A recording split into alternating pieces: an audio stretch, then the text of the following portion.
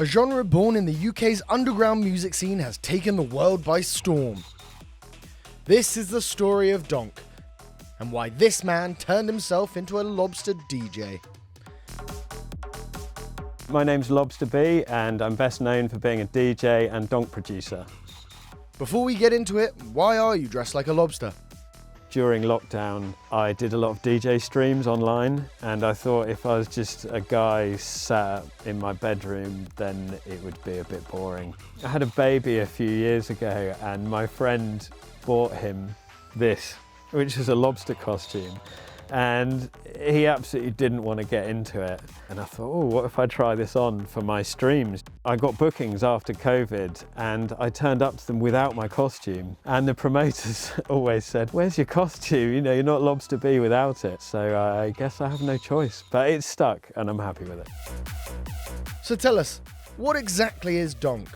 Donk music is quite hard, fast, bouncy dance music. It's also known for remixing pop music tracks. The characteristics of Donk are things like sped up, chipmunk style sort of vocals.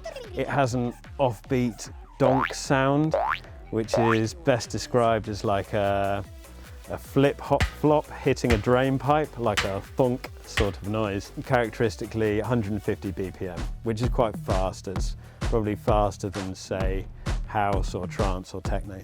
What makes Donk music different from other dance music genres is that there's definitely a sense of humour. It's kind of tongue-in-cheek. There's no pressure to go to these events and dress all the same like some techno parties. People can be uninhibited and be themselves and just have a good time. It's just fun. Where did this genre of dance music come from? Donk music came from the Netherlands. The first track was by Clubheads in the early 2000s. It was popularised in the UK by the Blackout Crew, who made Put a Donk on It in 2009. That became huge. That got into the UK charts, and everyone knew Donk from that track. Donk became popular up north in Wigan, that area where the Blackout Crew are from. There's a really legendary venue up there called Wigan Pier. In the early to mid 2000s, Wigan Pier was absolutely like the place to go for Donk music, and everyone sort of flocked there. It was like the Donk mecca. Do you remember the first time you heard Donk music? The first time I heard Donk was a long time ago when I was in my teenage years. That was even before Blackout Crew did Put a Donk on It. There was a DJ called Alex K, who's a popular Australian DJ, who was doing Donk mashups of dance tracks. His tracks were the most popular ones on Wigan Pier when the Donk scene first originated. I can remember the first Donk event that I went to, which was Entrance versus Ultrabeat, who are still both massive acts. They played a whole set of Donk and it was just pure euphoria. It was like totally uplifting and you just leave on such a good vibe, and I think that's really what made me think, yeah, I need to get into this. Why do you think Donk has had a rise in popularity in recent years? When I first started going to Donk or bounce events in the southwest, they were very working class, like the ones up north. And then the Donk scene started coming about in London and it's become very trendy. Everyone's super fashionable, but there has been a good outcome with that because the London scene is incredibly inclusive. Donk nights are sort of largely queer or queer inclusive events, and it's, you know, dress however you want and there's no kind of judgment there, which is great. In terms of costumes, I've seen everything. Goths, Japanese influence, like Lolita style, cyber goths, just straight up ravers, all sorts, anything goes. Nostalgia in the Donk scene, I think, is incredibly important. I grew up in the early 2000s, I was listening to those tunes. So you've got things like Venga Boys, Crazy Frog, that kind of music, which is from that era. People love hearing those tunes, even if they were babies or maybe not even born when those tracks came out, which is great for me.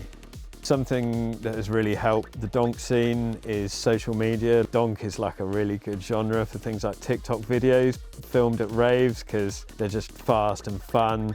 They have heavy drops I've found my tracks being used for incredibly niche things on TikTok, such as German combine harvester drivers using a particular track of mine, a Madonna remix. Almost every day I have a new video on TikTok which is someone driving a combine harvester to my track, which is hilarious. So Lobster B, how did you get into becoming a Donk DJ? I've been making Donk for over 20 years. I kind of made it just so I could play it to my friends. I never imagined that it would take off, so I never bothered releasing it. I thought it was too niche. And then when I realised that there was a market for it, I started releasing my tracks about 5 or 6 years ago. And yeah, it's all kicked off since then. A lot of DJs want to take the crowd on a journey or respond to the crowd's vibes or reaction. I kind of do the opposite, because a Donk event, people just want to hear like hard dance, Donk bangers, and so I just smash them out all night.